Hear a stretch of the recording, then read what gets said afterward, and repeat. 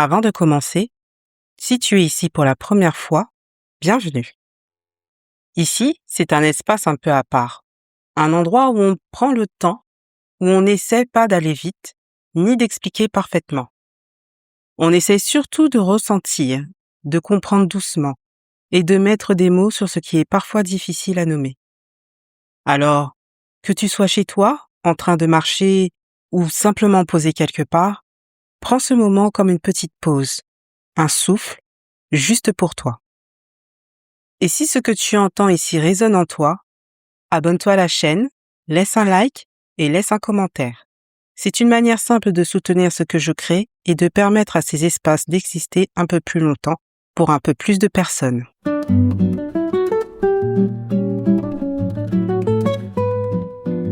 Aujourd'hui, j'avais envie de te parler de quelque chose de très particulier. Quelque chose qu'on ressent souvent à cette période de l'année, mais dont on parle très peu. Parce que ce n'est pas facile à formuler, et parce que ça va souvent à contre-courant de ce qu'on est censé ressentir. Il y a quelques jours, c'était le solstice d'été, le moment où la lumière est la plus présente, où les journées semblent ne jamais finir, où le ciel reste clair jusqu'à tard le soir, comme s'il refusait de laisser la nuit entrer. Et symboliquement, ce moment est presque toujours associé à quelque chose de très positif. La joie, l'ouverture, le mouvement, la vie qui s'exprime pleinement, l'abondance, la célébration. Dans beaucoup de traditions anciennes, le solstice d'été était une fête, un moment de rassemblement, de feu, de danse, de gratitude. On célébrait la lumière parce qu'on savait qu'elle était à son pic, et qu'après, doucement, elle commençait à décliner.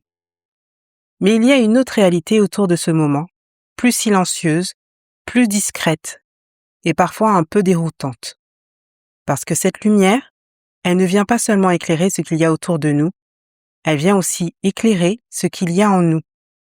Et parfois, ce qu'elle révèle n'est pas toujours confortable à regarder. Il y a comme une pression invisible autour de l'été, celle d'aller bien, d'être légère, de profiter, de sortir, de voir du monde, de rire, de vivre pleinement, d'être visible, d'être rayonnante. Les réseaux sociaux amplifient ça. Les terrasses, les voyages, les corps bronzés, les sourires en plein soleil, tout semble dire « l'été, on est heureux ». L'été, on s'épanouit. L'été, on est vivant. Et quand on ne se sent pas exactement dans cet état-là, il peut y avoir une forme de décalage étrange. Comme si tu regardais une fête par une vitre. Tu la vois, tu sais qu'elle existe, mais quelque chose en toi n'y est pas tout à fait. Peut-être que tu le ressens en ce moment où tu regardes autour de toi et que tout semble lumineux, vivant, en mouvement, mais qu'à l'intérieur, c'est plus lent, plus flou, parfois même un peu lourd, comme une fatigue que tu ne saurais pas bien expliquer. Et ce décalage, il peut faire naître des questions. Qu'est-ce qui ne va pas chez moi? Pourquoi je ne ressens pas la même chose que les autres? Est-ce que je suis cassée quelque part? Ces questions, je les entends, je les ai portées moi-même. Et je veux te dire quelque chose d'important. Ce n'est pas un problème, c'est une information. La lumière a cette capacité particulière, une capacité que les photographes connaissent bien. Elle ne crée pas ce qu'elle éclaire, elle le révèle. La lumière d'une bougie posée sur un visage ne fabrique pas les rides, les traits, les émotions. Elle les rend visibles, elle les met en évidence. Elle dit « Regarde, c'est là ». Il en va de même avec cette lumière de l'été. Elle ne crée pas tes émotions, elle ne génère pas ta fatigue, elle ne fabrique pas ce flou intérieur que tu traverses peut-être. Elle le met en évidence. Et dans ces périodes où tout est plus exposé, plus ouvert, plus lumineux, il devient plus difficile d'ignorer certaines choses. Des fatigues accumulées depuis des mois, des émotions qu'on a mises de côté parce qu'il fallait avancer, des besoins qu'on a repoussés encore et encore, des deuils qu'on n'a pas eu le temps de traverser vraiment, des vérités qu'on évitait de regarder en face. C'est comme si quelque chose en toi disait doucement, mais clairement, maintenant, on ne peut plus faire semblant. Et ça peut être inconfortable, parce qu'on n'a pas toujours envie de regarder. On préférerait parfois rester dans le mouvement, dans le bruit, dans l'extérieur, dans le faire, le bouger, le remplir. Parce que s'arrêter, ça veut dire sentir. Et sentir, ça demande du courage. Mais il y a aussi quelque chose de très précieux là-dedans. Parce que voir, c'est déjà commencer à se rapprocher de soi. On parle beaucoup des saisons extérieures.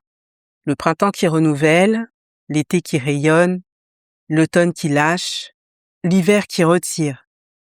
Mais on parle très peu des saisons intérieures. Et pourtant, elles existent, elles sont réelles. Elles ne coïncident pas toujours avec le calendrier. Tu peux être en plein mois de juin et vivre un hiver intérieur. Tu peux être entouré de lumière, de chaleur, de gens qui rient et ressentir le besoin de te retirer, de faire silence, d'aller vers l'intérieur plutôt que l'extérieur.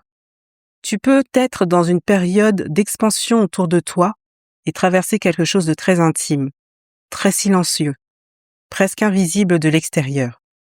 Et tout ça peut coexister. Le dehors qui s'anime, le dedans qui se recueille. Ce n'est pas une contradiction, ce n'est pas un dysfonctionnement. C'est la complexité du vivant, c'est ce que c'est d'être un être humain avec une vie intérieure. Il n'y a pas de retard, il n'y a pas de mauvaise manière de vivre une saison. Il y a juste ce que tu traverses, et ça mérite d'être respecté. Même si personne autour de toi ne le voit, même si tu ne l'expliques pas, même si tu ne le comprends pas encore totalement toi-même. Peut-être que cet été ne te demande pas d'être plus active, plus sociale, plus visible, plus vivante dans le sens qu'on nous vend partout. Peut-être qu'il te demande autre chose, d'être plus à l'écoute, de ralentir là où tout pousse à accélérer, de faire confiance à ce rythme qui est le tien, même s'il ne correspond pas à celui des autres, même s'il ne correspond pas à celui que tu avais prévu pour toi. Parce que parfois, le plus grand acte de courage, ce n'est pas de se lancer, c'est de rester. Rester avec soi, même dans le flou, même dans la fatigue, même dans ce qui n'est pas encore clair, même dans cette période intermédiaire où tu ne sais pas encore ce qui est en train de se transformer. Et c'est souvent dans ces moments-là, dans ces moments qu'on voudrait fuir, dans ces parenthèses qu'on voudrait raccourcir, que quelque chose se transforme en profondeur. De manière discrète, presque invisible, mais réelle. Comme la graine sous terre, on ne voit rien, mais quelque chose travaille. La lumière de l'été n'est pas là pour te forcer à devenir quelqu'un d'autre. Elle n'est pas là pour te rappeler que tu devrais être mieux, plus épanouie, plus accomplie, plus heureuse qu'aujourd'hui. Elle est là pour t'aider à voir ce qui est déjà là. Ce qui est là en toi depuis longtemps peut-être, ce qui attendait d'être vu, ce qui avait besoin de lumière pour devenir visible. Et parfois, voir c'est déjà beaucoup. Voir sans juger, voir sans s'empresser de réparer, voir sans chercher immédiatement une solution. Juste poser les yeux sur ce qui est là et dire doucement à cette partie de toi, je te vois, je ne t'abandonne pas. C'est peut-être ça le vrai travail de l'été. Pas s'élancer vers l'extérieur, mais rester présente à l'intérieur. Si cet épisode t'a rejoint là où tu es, je t'invite à prendre un moment aujourd'hui ou ce soir pour poser une seule question à toi-même. Pas pour trouver une réponse immédiatement, juste pour la question. Qu'est-ce que la lumière de cette période révèle en moi que je n'ai pas encore eu le courage de vraiment regarder? Tu peux l'écrire dans un carnet, tu peux la laisser résonner en silence, ou tu peux la déposer dans les commentaires. Parce que parfois, mettre des mots quelque part suffit à alléger quelque chose. Je lis tous vos commentaires, et je crois vraiment que ces espaces d'échange ont quelque chose de précieux. Si cet épisode t'a parlé, abonne-toi à la chaîne pour ne pas manquer les prochains. Laisse un like, ça aide vraiment à faire exister cet espace. Et si tu penses à quelqu'un qui pourrait en avoir besoin en ce moment, partage-le lui. Parfois, les mots qu'on n'arrive pas à dire soi-même, on les trouve dans la voix de quelqu'un d'autre. On se retrouve très bientôt. Prends soin de toi, vraiment.